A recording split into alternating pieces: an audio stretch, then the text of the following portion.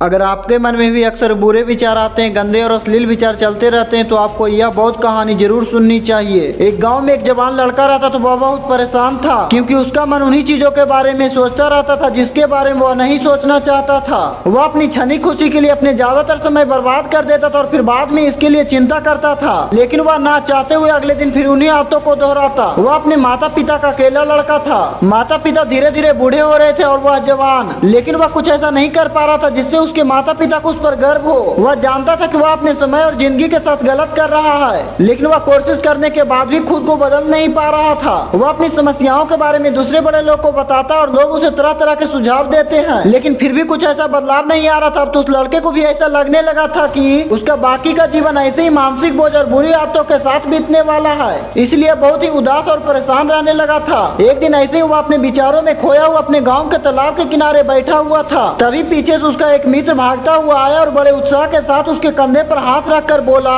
मित्र, मुझे तुम्हारी सभी समस्याओं का समाधान मिल गया है। अपने मित्र के मुंह से यह बात सुनकर वह लड़का बहुत खुश हो जाता है और पूछता है, क्या समाधान मिला मेरे समस्याओं का? लड़के के मित्र ने कहा, ध्यान तुम्हारी सभी समस्याओं का समाधान है। लड़के ने कहा कि ध्यान क्या होता? मित्र ने कहा, कल हमारे गाँव में एक बौद्ध भिक्षु भिक्षाटन के लिए आए थे। गाँव के सभी लोग उन बौद्ध भिक्षु से अपनी सभी समस्याओं का समाधान पूछ रहे थे, तो मैंने सोचा कि मैं तुम्हारी समस्याओं का समाधान पूछ ही लेता हूँ।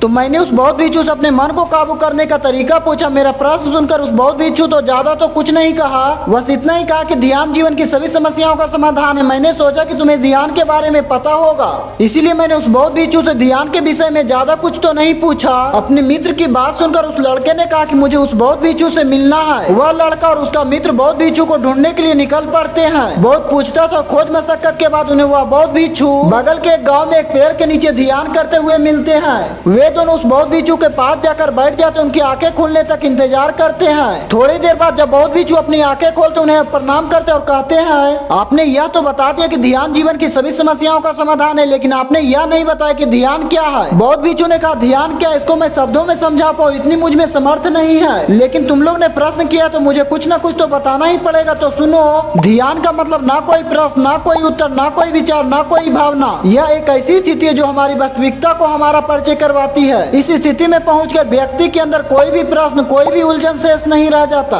क्योंकि उसके सामने सब कुछ स्पष्ट हो जाता है। उसे इस जीवन की व्यर्थता को उड़ता आभास हो जाता है। लड़के ने पूछा, लेकिन ध्यान की ऐसी स्थिति को कैसे प्राप्त किया जा सकता है? बौद्ध भिक्षु ने कहा, ध्यान करना बहुत आसान है, क्या तुम्हें बैठना आता है? लड़के ने कहा, हाँ मैं बैठ सकता हूँ। बौद्ध भिक्षु ने कहा, कितनी देर तक बैठ सकते हो? लड़के ने कहा, ऐसे तो कभी आजमाया नहीं, लेकिन जितनी देर तक चाहूँ उतनी देर तक बैठ सकता हूँ। बौद्ध भिक्षु ने कहा, रोज 1 घंटा आंख बंद करके सीधा बैठना है। लड़के ने पूछा, कब और कहाँ बैठना है? बौद्ध भिक्षु ने कहा, कभी भी कहीं भी, बस जगह शांत और एकांत होनी चाहिए। लड़के ने फिर प्रश्न किया, मेरे मन में यह गंदे विचार और बुरी आदतें कितने दिन में छूट जाएंगे? बौद्ध भिक्षु ने कहा, सिर्फ 1 दिन में, अगर तुम 24 घंटे आंख बंद करके बैठ सकते हो तो। बौद्ध भिक्षु से आज्ञा लेकर वह लड़का अपने घर आ जाता और ध्यान करने बैठ जाता है। जैसे वे अपनी आंखें बंद करके बैठता है, उसके मन में तरह तरह के विचार उठना शुरू हो जाता है, जैसे क्या ध्यान करने से सचमुच कुछ फायदा होगा? मैं बुरी आदतों को छोड़ पाऊंगा या नहीं? आखिर सभी लोग मेरी इज्जत कब करेंगे? मैं उनसे प्रेम करता हूँ लेकिन वह मुझसे प्रेम नहीं करते हैं। मैं ऐसा क्या करूँ कि मैं बहुत सारा धन कमाऊं, अपने गांव का सबसे अमीर व्यक्ति बन सकूं? इसी तरह के और भी विचार उसके मन में लगातार उठने लगे। फिर उसे ध्यान आया कि भिक्षु ने कहा था कि ध्यान के अवस्था में कोई विचार, कोई भावना नहीं होता। अब वह अपने विचारों को रोकने का प्रयास करने लगा, लेकिन क्या बहती हुई नदी के पानी अभी तक कोई रोक पाया? वह लड़का भी अपने विचारों को नहीं रोक पाया और आंखें खोलकर बैठ जाता है और सोचता, अब तक के जीवन में बहुत से काम किए, लेकिन इतना मुश्किल काम कभी नहीं किया था। और बौद्ध भिक्षु बोल रहे थे कि ध्यान करना बहुत ही आसान है। वह लड़का उस बौद्ध भिक्षु से मिलने दोबारा अपने घर से निकल पड़ता है और उनके पास पहुंचकर कहता है कि आपने कहा था कि ध्यान करना बहुत ही आसान है, लेकिन यह तो दुनिया का सबसे मुश्किल काम लग रहा है। बहुत प्रयास करने के बाद भी मेरे मन में विचार उठना बंद ही नहीं हो रहा है। बौद्ध भिक्षु ने कहा, लेकिन तुमसे विचारों को रोकने के लिए किसने कहा है? लड़के ने कहा, आपने तो कहा था कि ध्यान में कोई प्रश्न, कोई विचार नहीं होती है।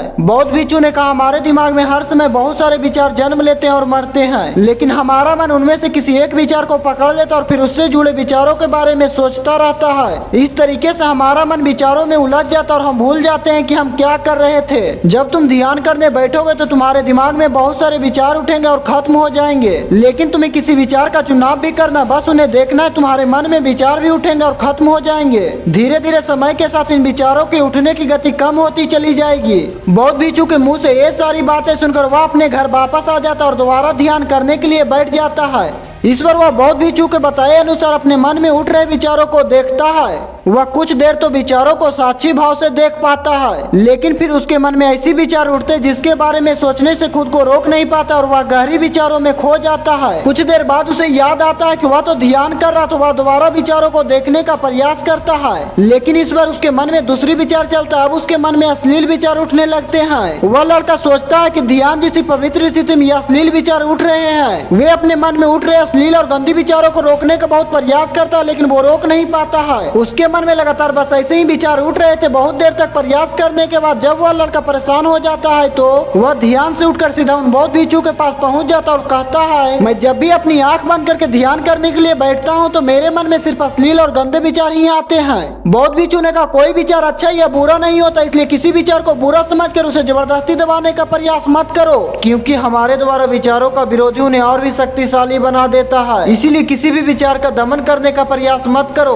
क्योंकि इस मन की प्रकृति ही ऐसी है कि हम जिस चीज के बारे में सोचने से रोकते हैं या उसी चीज के बारे में सबसे ज्यादा सोचता है। इसलिए तुम्हारे विचारों को रोकने का प्रयास व्यर्थ है, और जिन विचारों को तुम गंदे और अश्लील विचार कर रहे हो वह विचार भी तुम्हारे जीवन का एक हिस्सा है। इंसानी जीवन को आगे बढ़ाने के लिए इन विचारों को उठाना भी जरूरी है। एक बात हमेशा याद रखना कि जीवन में हम जिस चीज के बारे में स्वीकार करते हैं हमारा मन उसी चीज के बारे में सबसे ज्यादा सोचता है। इसीलिए जीवन में किसी भी सच्चाई को नजरअंदाज करने का प्रयास मत करो, हर चीज को स्वीकार करो, तभी तो उससे मुक्त हो पाओगे। लेकिन इसका मतलब यह नहीं कि तुम हर समय काम वासना के विचारों में ही डूबे रहो। तुम्हें यह समझना होगा कि काम वासना हमारे जीवन का एक छोटा सा हिस्सा मात्र है, पूरा जीवन नहीं। तो जीवन के इस पहलू को भी स्वीकार करो और आगे बढ़ो, क्योंकि जीवन के इसके आगे भी बहुत कुछ जानने के लिए है। लड़के ने कहा, हमारा मन हमारे साथ इतनी चालें चलता है कि हमारा मन ही शत्रु बन जाता है। बिच्छू ने कहा, हमारा मन शत्रु नहीं, यह तो बस उन्हीं चीजों को अनुभव करना चाहता है जिसमें उसे आराम मिले, आनंद आए। इसलिए जब हम ऐसे काम करते हैं जिसमें शुरू में मन को आनंद ना मिलता है तो हमारा मन उस काम का विरोध करता है। बौद्ध भिक्षु ने आगे कहा, अगर तुम अपने मन से बुरे विचार को खत्म करना चाहते हो तो अपनी आदतों को बदलो। आदतों को तुम केवल तभी बदल सकते हो जब तुम्हारा मन तुम्हारे काबू में होगा, और तुम्हारा मन तुम्हारे काबू में तभी आएगा जब तुम खुद को जान पाओगे, जब तुम समय को अनुभव करोगे, जब तुम ध्यान का अनुभव करोगे। इतना कहकर बौद्ध भिक्षु खड़े हो गए और हल्की सी मुस्कान के साथ उस लड़के के सर पर अपना हाथ रख दिए। इसके बाद उन्होंने अपना भिक्षा पात्र उठाया और वहाँ से चले गए। वह लड़का उन बौद्ध भिक्षु को जाता हुआ देखता रहा, लेकिन अब वह बहुत खुश था क्योंकि उसे अपनी समस्याओं का समाधान मिल चुका था। ध्यान के रूप में मैं समझ गया था कि उसे हर रोज ध्यान के लिए बैठना है और उसे अपने आते जाते विचारों को देखना है, लेकिन किसी विचार को पकड़ना नहीं है। समय के साथ विचार खुद ही गायब होती चली जाएगी। साथियों, वह यह भी समझ गया था कि कोई भी विचार अच्छा या बुरा नहीं होता, विचार सिर्फ एक विचार होता है, इसलिए विचारों का विरोध करना भी व्यर्थ है। दोस्तों, मुझे उम्मीद है कि आप इस वीडियो से बहुत कुछ सीखने को मिला होगा। अगर ये वीडियो पसंद आए तो इस वीडियो को लाइक कीजिए, अपने दोस्तों के साथ शेयर कीजिए और अंत में इस चैनल को सब्सक्राइब करना ना भूलिए।